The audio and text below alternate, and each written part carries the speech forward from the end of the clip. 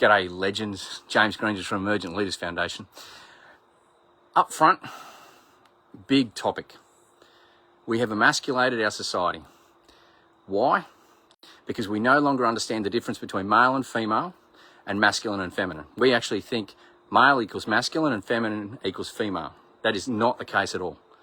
Matter of fact, anyone who knows anything about any form of energy, etc., will tell you exactly this. A man is 49% feminine and 51% masculine. And a woman is 49% masculine and 51% feminine, as the majority, around 80% of both genders. So without this understanding, one goes through quite a turbulent understanding of their own sexual development, energetic development, understanding thought processes, desires, and everything like this in their life.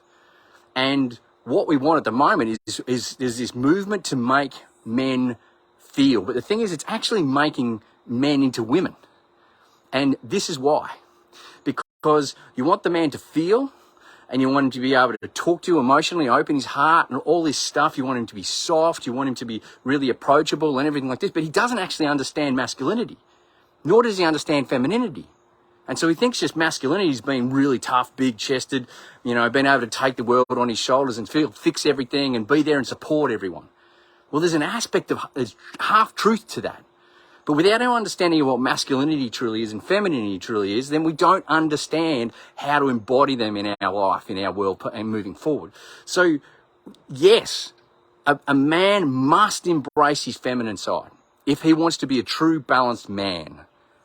If he wants to truly access his masculinity, he needs to understand direction, firmness, strength, like a deep, soft strength, which doesn't get fucked with because you hold space. You don't protect anyone, you hold space for people. You don't provide for anyone, but you assist access the greater things, the greater support that the world, the universe, God, the divine, whatever it is, has to access for you.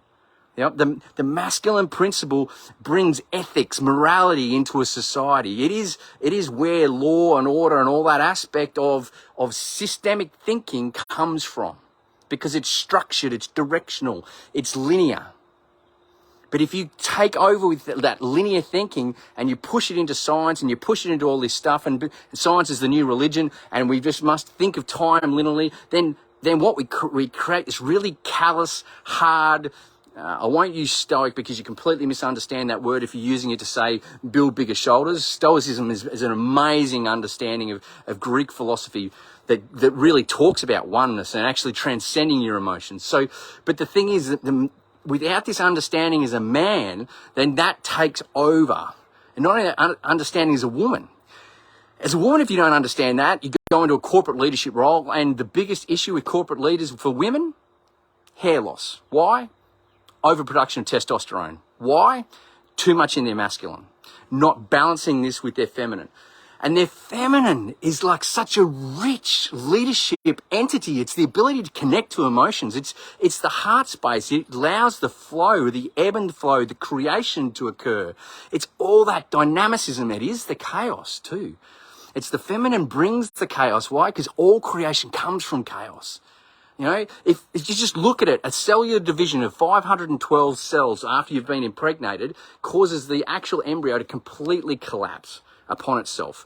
And it goes into this amorphous blob, and then it actually forms into another thing, and the first thing that actually comes is one hole at the bottom, and guess what? That's your asshole. So at one point in life, you were just an asshole. And then this tube forms, and another hole here forms, which is your mouth. And then a heart forms, and by 9 weeks, your heart starts beating. Your brain hasn't even been formed. This is the amazing thing about the heart that we don't actually necessarily understand completely. It forms and starts beating without the brain being present. And that point there is where you transition from being an embryo to a fetus. And so it's this amazing dynamic understanding. When you understand the masculine and feminine and the heart space, you can really start to understand how people truly operate. So a young girl's going through high school, and all of a sudden she starts to really like women. And I mean really like them. I mean being attracted to them, sexually attracted to them. Is there anything wrong with this? No. It's actually a natural process for the development of the emotional and psychological and spiritual aspects of a person to actually see that externally, to then bring that internally, to understand it within themselves.